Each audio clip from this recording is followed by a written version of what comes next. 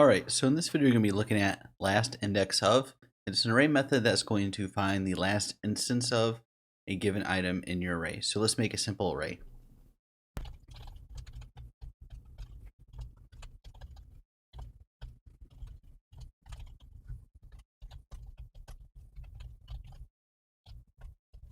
So now that we have this set up here, I'm going to console log out down below the last index of one of these names. So let's just type in Bart.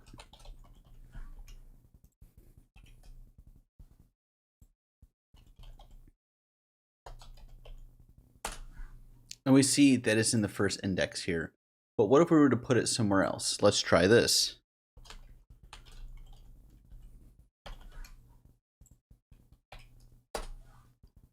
And we see that even though it recognized this 2 times ago, since we have another entry bearing the same value, it picks up on this one only and says that it's in this index. And that's the last index of. Like, share, subscribe, and thank you for watching.